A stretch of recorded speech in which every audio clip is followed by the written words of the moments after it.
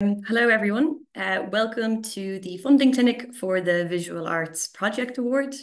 This presentation today is going to be co-presented by members of the Visual Arts team, and there'll be some time at the end that we're going to go over some frequently asked questions, and we're also going to answer some submitted questions as well. So before we begin, I'd like to run over a few items of housekeeping. So the first thing is that this information clinic is being recorded and it will be made available online after the session. Secondly, you can write your questions into the Q&A chat box, which you'll see at the bottom of your screen.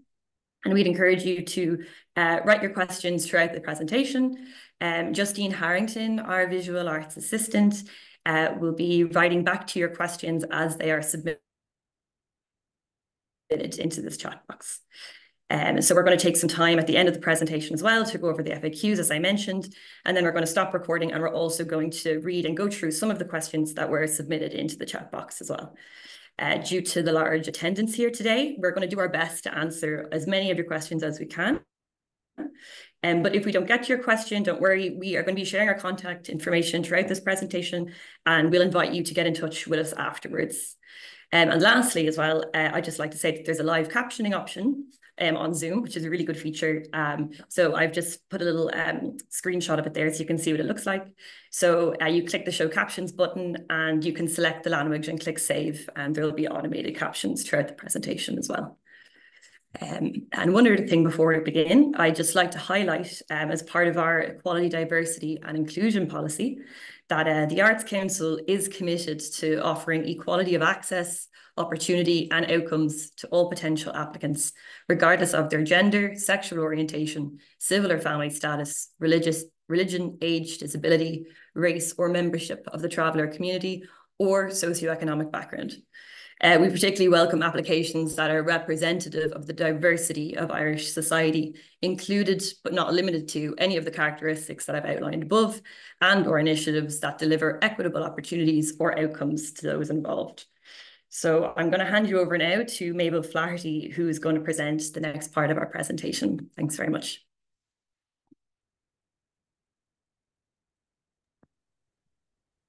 Hi everyone, my name is Mabel Flaherty and I am one of the visual arts support managers here at the Arts Council. So I'm going to take you through a couple of slides today and then hand over to my colleague Eilish Lavelle, who will also take you through some slides as well. So we just have an outline of what we're going to speak a little bit about today. So we're going to speak a little bit about the visual arts team here at the Arts Council. We're going to go through the project award in kind of a good bit of detail. We're going to look at how to make an application, the supporting materials that you will submit with your application, some top tips, and then we'll take some questions then at the end as we go as well. So as this is the Visual Arts Project Award, we're going to be focusing on the remit of the visual arts. So the aim of the visual arts team here at the Arts Council is to support a vibrant community of visual artists, visual arts groups and organisations so that the public can experience the highest standard of visual arts in urban and rural Ireland. So at the Visual Arts team at the Arts Council, we have a team of 5 here. So we have Claire Powers, Acting Head of Visual Arts, myself as a support manager, Eilish Lavelle as a support manager, Rita Hines as the officer, and Justine Harrington as the Visual Arts Assistant. We have 2 advisors, Sean O'Sullivan and Valerie Connor. So it's Justine is the point of contact for the team. So if you have any questions in relation to available supports, if your application might be eligible, or if, just in relation to the application process in general, please feel free to contact Justine, whose contact details are here, but also available on the Arts Council's website. I guess our remit is the visual arts, and so we consider the visual arts to include a range of media, such as painting, drawing, sculpture, installation, printmaking, photography, live art, performance, film, video, and other digital imaging media. So our key priority is to facilitate the visual arts community, ensuring its sustainability and vibrancy into the future. So to achieve this, we offer a range of financial supports to visual arts organisations throughout Ireland, and we also offer a range of supports to individual artists so that they can develop their practice and create ambitious work. So one example of what we'll speak to today is the Project Award. In terms of policy, so the Arts Council publishes research and information as an advocate for the arts and artists. And we do undertake a range of projects in order to promote and develop the arts. And we do this through our various policies. So the policies that we issue, they inform the priorities of the Arts Council as an organisation itself, but also the overall sector in that we support. Our main policy is the Making Great Artwork policy that's spanning from 2016 to 2025. It's our 10-year policy. And the priority areas for that policy are the artist and public engagement. That's core to everything that we do. And then we also have a couple of priorities in this strategy is investment strategy, spatial and demographic planning, and developing capacity as well. Each art form has their own policy. So the visual arts team has a policy as well, and that's available on the Arts Council's website. And corporately, as an organisation, we also have a number of supplementary policies. So this is an example of our kind of supplementary policies here. We have our equality, human rights and diversity policy. So it details the Arts Council's commitment to taking a proactive approach to ensuring that everyone who lives in Ireland has the opportunity to engage with and participate in the arts. Our Paying the Artist policy outlines the Arts Council's commitment to improving the living and working conditions for artists in Ireland. And we build on this commitment by setting out a vision and a plan to create change by providing kind of a set of best practice principles for those working in the arts to aspire to. Our spatial policy, launched in 2022, describes a vision in Ireland where everybody has the opportunity to create and engage and participate in the arts regardless of where they live or work. And finally, our digital policy that was published in 2023. And through this policy, we recognise the significance and the value of digital arts in building on kind of digital supports to ensure that artists and art workers and our organisations have the capacity to make excellent digital work. We're currently working on a climate action policy, which will be publishing soon. And all of these policies, and including the visual arts policy, are available to read on the Arts Council's website. So now I'll hand over to my colleague, Ailish Lavelle, to take you through the next couple of slides. Thanks, Maeve. So good morning, everybody. So the Visual Arts Project Award 2025, the purpose of this project award is to support the planning, pre-production, production and presentation of work in the visual arts. So there are 3 strands to the award this year. So there's been a slight change to the guidelines. So I would encourage everybody to have a look at these. We'll talk you through in detail in the next couple of slides, but just to outline initially, strand 1 is for the planning and pre-production. Strand 2 is a mid-scale production, and strand 3 is large-scale production. Go on to the next slide, Rita, please. So what you can apply for. So in strand 1, this was the same as last year, but there's just been an increase in the budget up to 12,000. So this is for the planning and pre-production of a project. The purpose of this strand is to support artists, curators, producers, or eligible organisations to research, prepare, and confirm plans for new ambitious visual artworks for future presentation. The priority in strand 1 will be given to proposals that demonstrate a capacity to deliver specific project or commission outcomes in the future, providing project plans, timelines, proposed collaborators and or partners. I suppose the main aim of this is, the main trick to this is not confusing with an R&D strand, but it is very much for the planning and pre-production. So priority will be given to proposals that demonstrate plans for project production, presentation, and engagement with the public. Again, proposals will be prioritised that build relationships, partnerships, and collaborations towards a specific, ambitious project or commission. Securing permissions for art in public spaces, unconventional sites and venues, and that also includes digital presentation. And lastly, proposals will be prioritised that support the process of art making, producing, and commissioning. So strand 2 is for mid-scale productions up to 25,000. So you can apply for up to 24,999. So it's a slight change. This is a new strand of the award. It's mid-scale productions, but the idea is that it would be just slightly less administrative onus in terms of your reporting on the finances, but also would allow a different entry level to the project awards, or perhaps it just allows for as equally ambitious project awards, but just of a different scale. Priorities in this strand will be given to proposals that create and present work that are ambitious in their vision and execution, focus the public's experience of the visual arts, and produce art that results from commissions, collaborations, and partnerships at mid-scale. Priority is also given to proposals that present visual art to the public in alternative and innovative settings, including digital. So we'll move on to strand 3. So this is for large-scale productions. So in applying for this award, you can apply for between 25,000, inclusive of 25,000, and up to 80,000. The purpose of the large-scale production strand is to support the production and commissioning of ambitious projects in the visual arts, focusing on presentation and engagement with the public.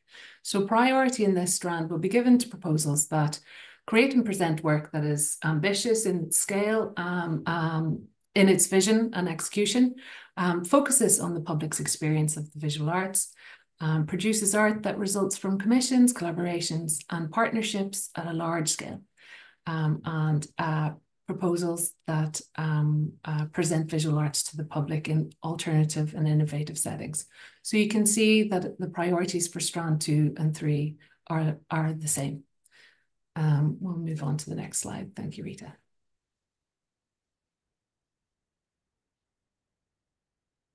So who can apply? So this award is open to professional artists and arts practitioners. So that includes curators and producers working in all genres and at all stages of their professional careers.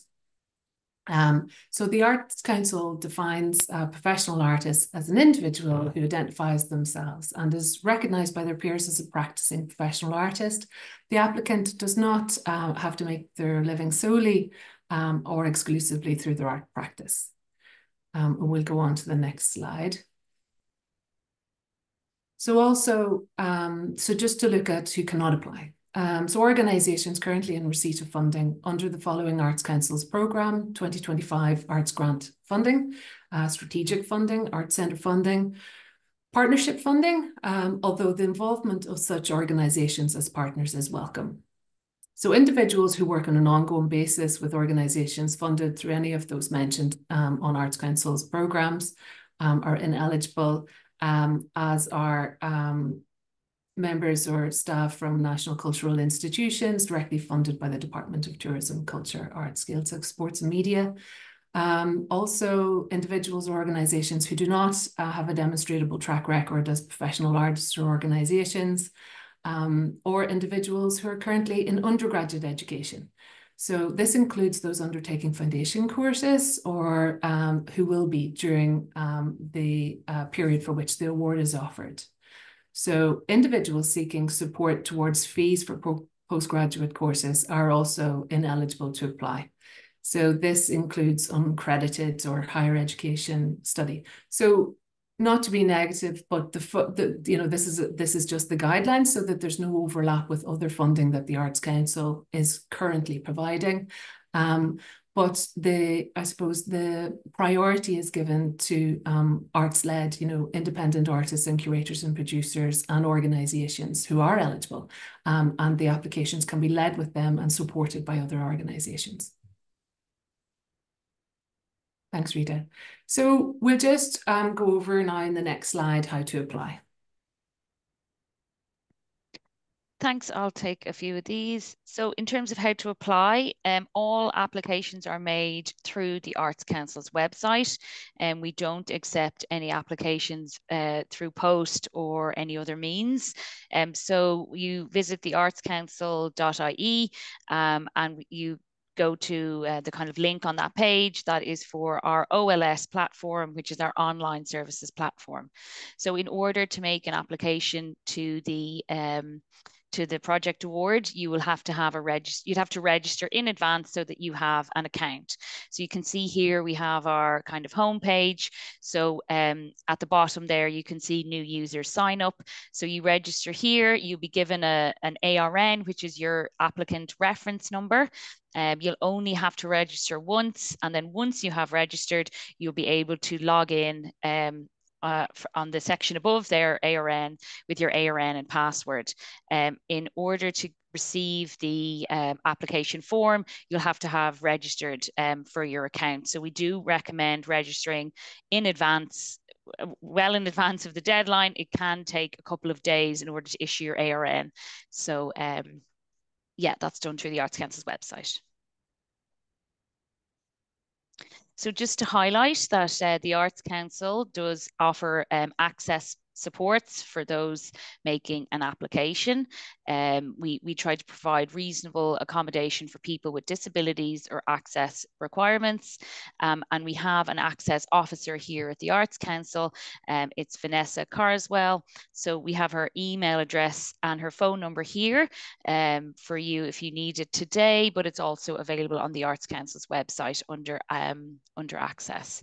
You're welcome to contact Vanessa with and discuss with her any access requirements that you may have, and we will make an effort to accommodate those. So we do, it can get quite busy as we get closer to the deadline. So we do welcome kind of contact as early as possible before the deadline. At a later point, we'll talk about access costs in relation to your application, but it's just good to be aware that there is also supports available for you when you're making your application, making the application online and the application form. So in terms of the application guidelines, these can be found on the Arts Council's website. So you don't have to log into your ARN to get the guidelines. So they're on the Arts Council's website. If you go to our available funding page, you'll be able to see a search box, and you can search by arts form. So we'll search visual arts. You'll see a list of the a list of the awards that we offer. And here you can see, you click Visual Arts Project Award. You can see there the deadline on the left, 25th of July, and then that it's open for applications. So you click into the blue link there, the Visual Arts Project Award, and it will open the specific page. And then you'll see a bit more information about the who can apply, the maximum award and the deadline, and then it will show you where to receive the guidelines. So just there on the right of the page is the guidelines, and the guidelines are the kind of full document of everything you need to know about the award, some of which we'll be covering today. The priorities, who can apply, who cannot apply, what you may apply for, how to make an application, and how we assess your application. So it's all there for each of the awards. And then when you are looking to make your application, you just go to the green button underneath where you found the guidelines, and it'll say apply now, and that will bring you to our OLS page, the online services, and you log in with your ARN number. So in terms of the application form itself, it is you'll download a Microsoft Word document, and here this is just to give you a kind of a quick visualization of what you can expect to see. So you can see that it's broken down into a number of sections. That some of the questions will be tick box, and others you'll be expected to write a kind of a body of text. And we do ask that you write it into the grey box, and for some of them just be aware there is a word count, which will be detailed on the application form itself. There's a budget where you'll have to fill in specific amounts in relation to your project. And then the final section, I guess, is just a checklist in terms of the supporting material, just a reminder of the supporting material that you'll need to submit along with the application form. And we'll cover that a bit later as well. So some of the questions that you can expect to see. So the application form as the same as the guidelines is broken down into 3 sections. So section 1 is general information, just which art form you're applying to which strand. And there are some questions about whether, the details here on just whether your application involves working with children and adults. And if they do, there will be specific requirements outlined in the guidelines that you'll have to supply material for, but we won't be going through that today, but that is in the guidelines, and you can reach out to us if you have any questions on that. So section 2 is really the kind of the bulk of the proposal, and this is where you'll be writing in what you want to do. You tell us a little bit about your practice. So I guess the first question, tell us about yourself, outline your most recent artistic achievements. That could be about your practice or previous projects or bodies of work that you have done. Or if you're starting out, it could be about just where you are in your project, in your practice. At the moment, it's 100 words. So then we ask for a summary of your proposal, and that's just where we ask you to write 3 short bullet points just to give a high-level overview of kind of capturing what will come in the details of your proposal. So the details of your proposal is really the kind of key part of the application form, and it will give a really clear outline on what you're looking to do, and give a really good sense of how you're going to do it, why you're going to do it, and what it entails. So it's 500 words in that section. So just to be aware that there is a section on the application form in relation to paying the artist, the policy that we just spoke of earlier. And that is that we just ask you to outline your approach to working with other artists and the pay and condition for those artists. So that's something that we will be looking at as well. So this is a continuation of section 2. So we'll also be asking you to speak a little bit about how your application meets the assessment criteria. So we will be going through the assessment criteria a little bit later, but there are 3 assessment criteria: artistic quality, how your proposal meets the objectives and quality of the award, and feasibility. So you'll just be asked to write a couple of lines on why you have chosen this award and how you think your application meets that criteria for assessment. Then there will be some timelines that we ask you to put in. So key activities for your proposal. So we had just asked you to list all the kind of milestones or key activities, and that will help us just look at your kind of the plans that you have, the amount of time you spend on each activity. So all of this will be kind of building up a good overview of your project. And then finally, you'll be asked to list the names of the people or groups involved in your proposal. As Ailish was saying, one of the priorities of Strand 2 and Strand 3 in particular is on collaboration and partnerships. So here we'd be expecting to see who, outlining this is where you outline just the name and the organization and the involvement that you have with those partners. And then section 3 of the application form is the financial aspect. So this is where you'd be bringing in your expenditure and your income, and then the amount that you request from your from the Arts Council.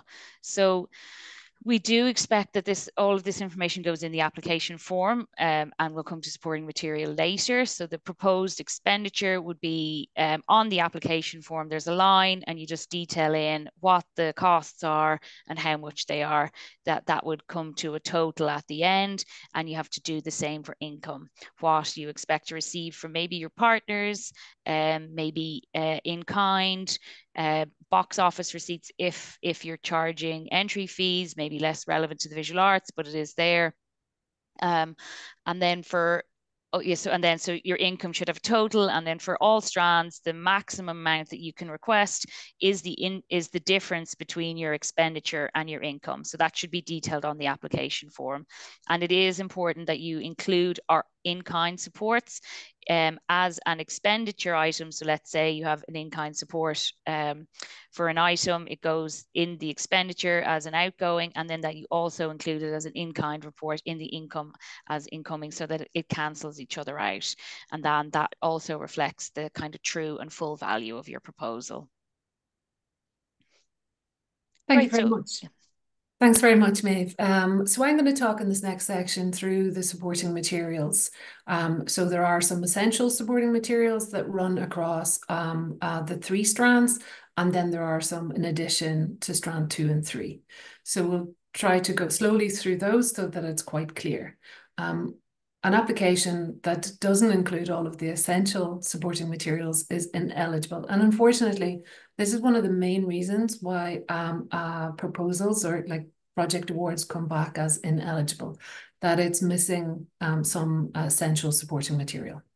So we'll go through that now. So the supporting material basically means material that is separate from and in addition to your application form.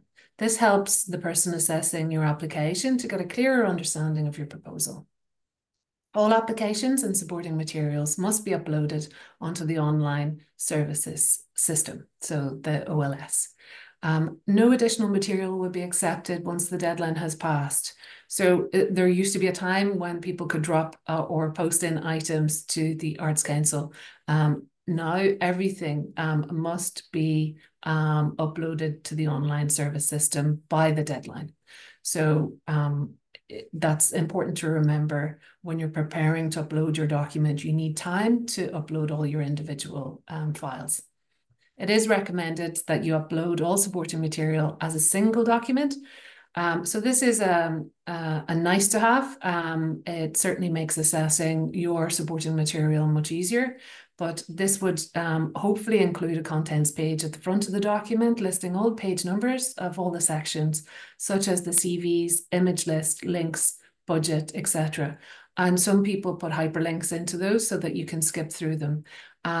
We try to avoid, too large documents kind of landing in, but sometimes if you have a lot of collaborators, there will be the necessity to include all the collaborators' CVs or biographies, and sometimes letters of support if that's relevant. So it can accumulate to actually quite a lengthy document. We do kind of suggest that people keep this as tight as possible and be very selective about the material that you're putting in. Links to social media platforms or to individual applicants' websites will not be accepted. So it is not a suitable supporting material for examples of images of your work that you include your website. You actually have to select images and give contextual information from them below. Some people do this in a Word document, for example, with the images and the text below, and then save it as a PDF. So there's different ways of doing it. You have to find what works for you, but it is advisable that with the project award in particular, that if you can, it is much better practice to upload all the supporting material as a single PDF. It makes navigating that supporting material much easier. Thanks, Rita. So then particular supporting materials for all of the strands. So strand 1, 2, and 3 must have the following included in it. An up-to-date CV or biography. So this is the CV is recommended as a max of 3 pages. And we need 1 each for each of the key artists and personnel involved in the proposed project. So also needs to be included as a basic project plan. This documents the proposed stages and milestones that are most important to the project. So this is timelines, roles and responsibilities, actions required. So it's really essential that that goes into every Strand application. As it will, the proposal will be ineligible if it's not included. And this is the main document that people omit, unfortunately. So it's really important. I can't underline the necessity of the project plan enough. So then moving on to letters or emails of support or copies of MOUs, so memorandums of understanding that outline the details of collaborations, producing partners or confirming any commitments or income, either in cash or in kind. So if you mention in your project in your proposal, in the application form, any collaborations or in-kind funding, you need a letter of support. It's good practice to include a letter of support that confirms those financial commitments, both in kind and of actual income. So any other kind of major roles, whether an organization might be supporting in marketing, it's really good that the letter of support confirms that support. So also the examples of previous work that are relevant to the proposed project. So it's really important that you're selecting examples of work that support your application. So if you're working in a particular medium, it's a good idea to show previous examples of work that are somewhat similar to that or can support that your proposal. The work should be clearly labeled and accompanied by a brief context note for each example. So I mentioned this before, some people do it initially in Word or even in PowerPoint and put a contextual piece of text underneath to really illustrate what it is that we're looking for. And this is another way of helping the assessor see the relevance of your past track record in relation to the work that you're proposing. So the public engagement plan. So this is for particularly, this is in particular for Strand 2 and 3. So you need to include a public engagement plan. So because the priority of the award is for proposals that engage with the public, it's essential that we understand how you plan to do that. So the public engagement plan outlines who the work is for and how they will be enabled or encouraged to engage with the project, including achievable audience or participation targets, along with proposed methodology. So we kind of encourage people, just this shouldn't be more than 5 pages. Sometimes if you're working with a supporting organization, they might have a kind of general public engagement plan, and quite often applicants might submit that as their public engagement plan. However, we would strongly underline that it's really important that the public engagement plan is bespoke for your project. And it really is an opportunity for you to highlight how this is going to be an engaging project to the public in your unique project.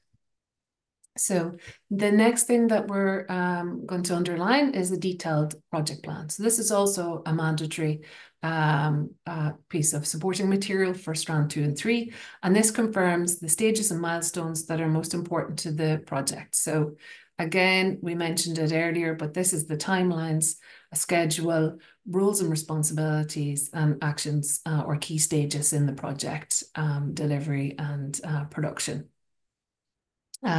So a detailed budget, which is separate from, in addition to the budgetary information requested within the application form. So again, this is another opportunity where word count isn't an issue. You can add a detailed budget that really breaks down the financial information of the project. So it's another way of describing the project to effect. And so all the fees for artists, experts, collaborators should all be included per day. So that gives a really good sense of understanding the feasibility. But so essentially the budget should set out all the project's costs, including any projected income. So just to note, this must include the proposed rates of pay for all artists and personnel. So rates of pay should be realistic and commensurate with the practitioner's level of professional experience. And broken down so that we can really see the whole scale of the project in its entirety. So in addition to the maximum amounts permitted, the Arts Council will also consider access costs, specifically relating to the making of the work by artists or participants with disability and or non-capital public access costs. So we're talking here about if you wanted to bring in an audio description or interpretation in cases where your proposal has a public outcome, or in relation to access needs of the applicant. If you wish to apply for these access costs, please upload the following information with your application. So it's a short description outlining your additional access costs. An amount for access costs in the expenditure section of your application form budget. So this figure should also be included in the total amount that you request.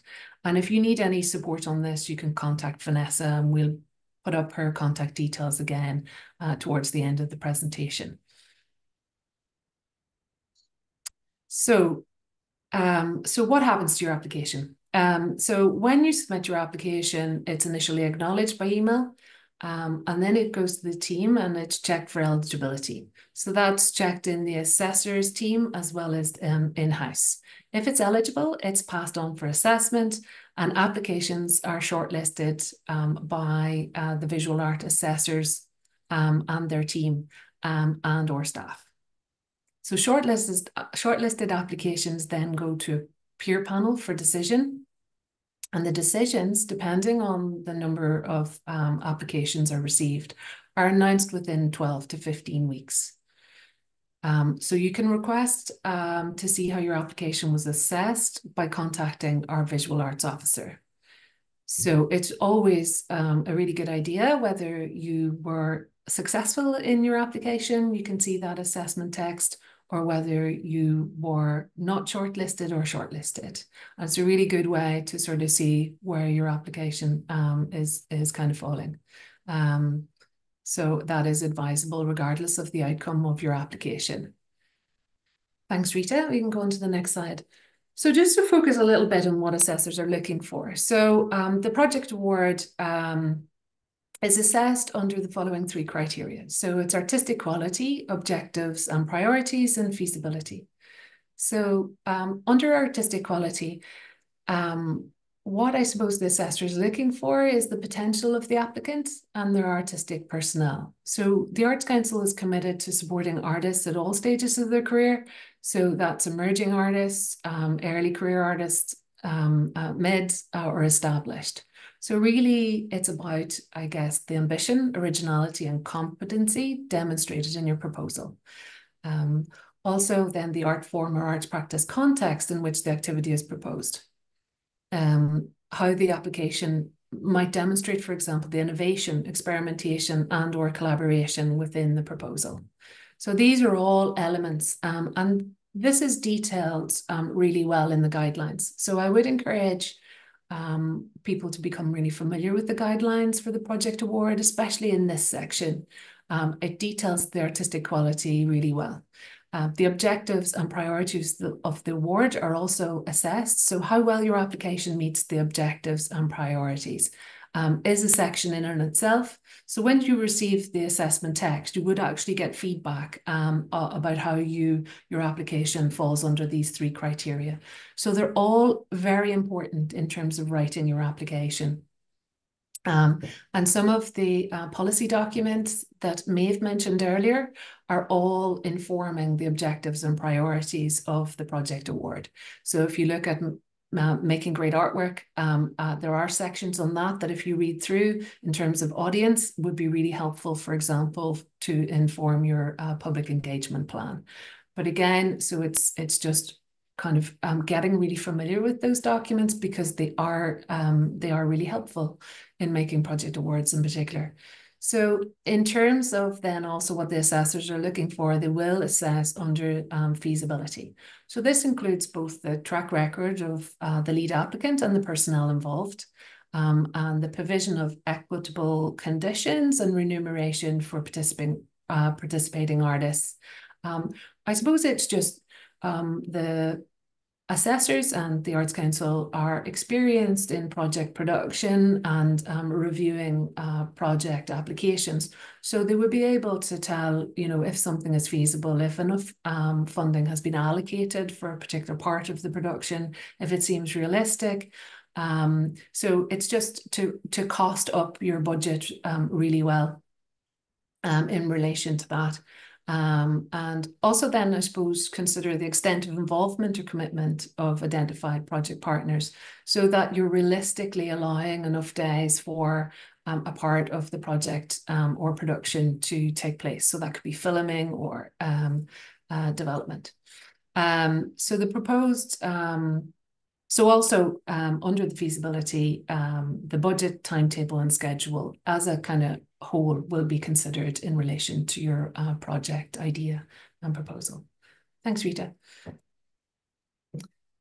So just to go through, I suppose, a few top tips. We'll answer a few questions as well later, but these, I suppose, come up a few times. And it's, I suppose, opportunities on how to avoid some of the pitfalls of making a project award.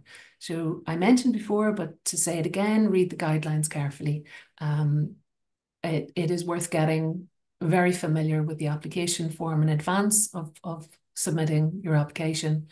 A project award does take an amount of time, especially when you're working with partners to get all the elements in place.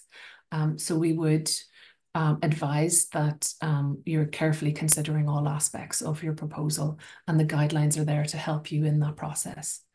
I would say use your application form strategically. There is a word count on the proposal section and the other written sections.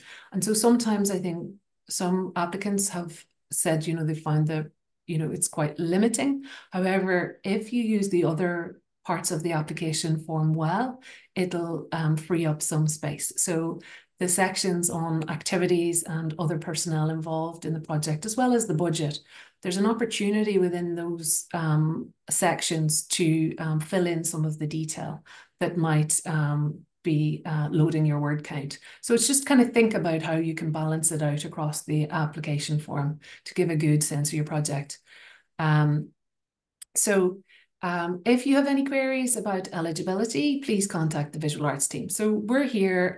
You can phone us or email directly if you wanted to check any eligibility of the award, run through kind of what you're proposing to see if it fits the criteria. And we're here to be able to do that for you. So please give us a call on if there's anything you're unsure about. I would say one of the things to keep at the forefront of your mind when you're making project proposals is, remember, it is competitive. A lot of people will be making applications. It's very competitive, and just make sure that you're communicating your project idea clearly. So it's useful to, when you're planning, to check the previously funded projects, and they're available on the Arts Council's website under who we funded. So just to sort of see, you know, and you'd be familiar with some of the projects as they're delivered with public galleries, etc., or in different contexts. So it's just useful to be aware of kind of the visual arts environment and previously funded projects. It's helpful to understand what's got funding in the past. So it was mentioned earlier, but ensure your supporting materials are relevant to your project. This is really important, I think, in the selection in particular of your previous projects. You want to choose examples of your work that are super relevant to the project that you're proposing. So there used to be more of a legal requirement in terms of like putting together documents. That's not the case. An MOU, a memorandum of understanding confirming partnerships and support, can be included. However, you can also include a good letter of support and confirmation. So this details the income that an organization or partner might be awarding or like offering in kind. So it's just really good to make sure that anything you're putting into your application form under budget lines or about support of an organisation, that you are in some way, whether it's an MOU or a letter of support and confirmation, that you're confirming what you've put in your application form. So that's just a really important part of the application process, and this helps your feasibility and your application in general. So that's just rounding up a few of the top tips that often come up. Thanks, Rita, we'll go to the next slide.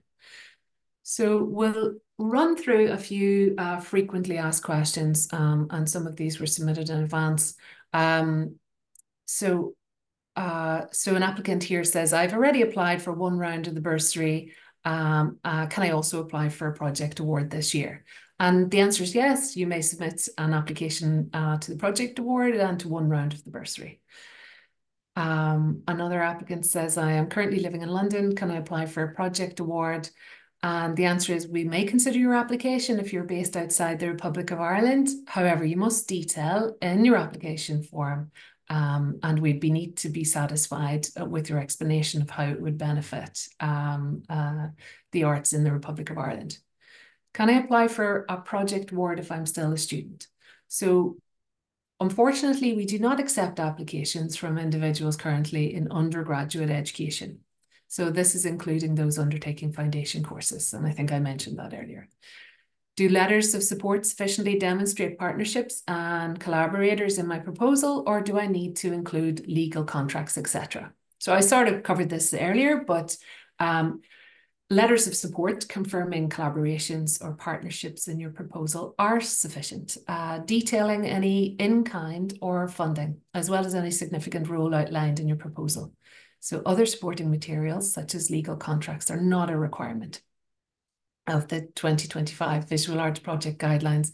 But you can, if you and your supporting organisations want to, you can include memorandums of understanding. Can my application include collaborators, partners, or organisations who are currently in receipt of Arts Council funding? So yes, your proposal may include partners, etc., who are in receipt of Arts Council funding.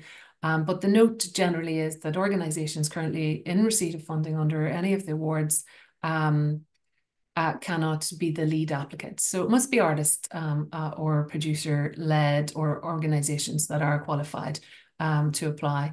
But it's you can, of course, have partners that are strategically funded by the Arts Council.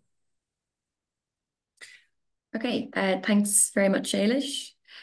So I'm just going to run through a list of useful resources and contacts for everyone. And then we're going to stop recording the session today, and we're going to look through some of the questions that have been submitted in the Q&A chat box. And thank you for those of you who have been submitting your questions.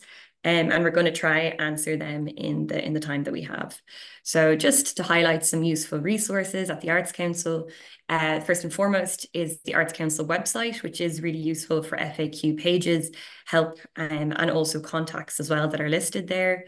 We have the Arts Council monthly newsletter, which updates everything that we're doing, including like awards, open calls, and different events. We have the Arts Council YouTube channel, which a lot of our funding clinics are recorded and uploaded onto as well. And then we have online services, which we touched on. So their contact, if you're having any trouble with your online service account, is an email, and there's also a phone number there for you as well. And visual arts questions, we would direct you to Justine Harrington, our visual arts assistant. And she is there to answer any queries that you have in the application process. And then lastly, we just want to share Vanessa's email, our access officer. If you do have any access queries, we would advise you to contact Vanessa. Okay, so thank you everyone for attending today. I'm going to just stop recording our session now, and then we're going to go into our Q&A chat box, and Maeve and Ailish will start going through some of your questions. Thanks everyone for attending today.